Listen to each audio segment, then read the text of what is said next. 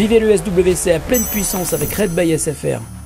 Salut à tous, on se retrouve ici à l'ESWC, je suis avec Wartek. Comment tu vas, Wartek? Mais très bien, tranquillement. Alors justement, pour ceux qui ne te connaîtraient pas encore, qui es-tu? Alors je m'appelle Wartek, Anil de prénom le vrai. Je fais des vidéos sur YouTube depuis maintenant 4 ans cette année. Je fais principalement du Call of Duty évidemment. J'ai exactement 400 vidéos et 1 200 000 abonnés et 100 millions de vues sur ma chaîne.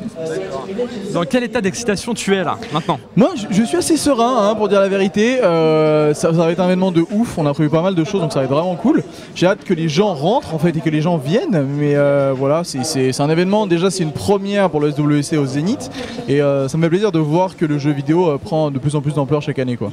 Justement, ça fait quel effet de prendre le micro sur la scène du Zénith?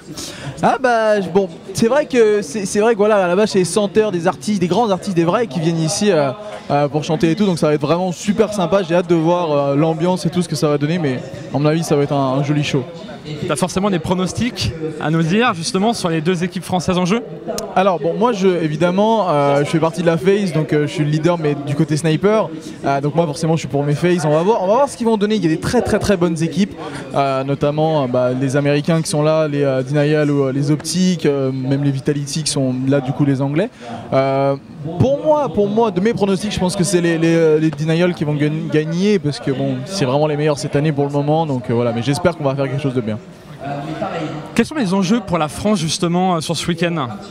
Je pense que c'est un énorme enjeu pour la France déjà parce qu'on est à Paris, donc forcément tout le public qui va venir, on va dire on joue à domicile aujourd'hui, donc voilà, il faudrait vraiment que du coup soit les Millennium soit les FaZe France essaient vraiment de cartonner aujourd'hui et du moins essayer de passer à les poules de qualif pour qu'on les retrouve demain, mais voilà, il y a un énorme enjeu sur eux aujourd'hui, je sais pas s'ils ont la pression, mais je pense qu'ils vont se donner tout en tout cas.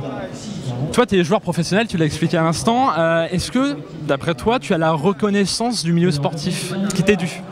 Alors, moi je suis pas un vrai joueur, on va dire e-sport comme eux à proprement dit. Moi on va dire, j'avais un bon niveau sur Call of Duty, que ce soit au sniper, mais de la vraie compétition j'en ai jamais faite à proprement dit comme eux.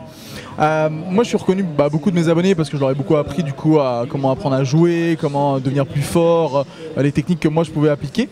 Moi le monde e-sport ici c'est pas vraiment mon terrain de jeu, c'est pour ça qu'aujourd'hui je suis analyste et pas commentateur. On va dire que je donne un peu mon ressenti sur la partie, comment en tant que spectateur lambda on va dire un peu, je vis la partie, donc voilà, pour moi c'est un environnement qui m'est, on va dire, un peu nouveau et qui me plaît en tout cas.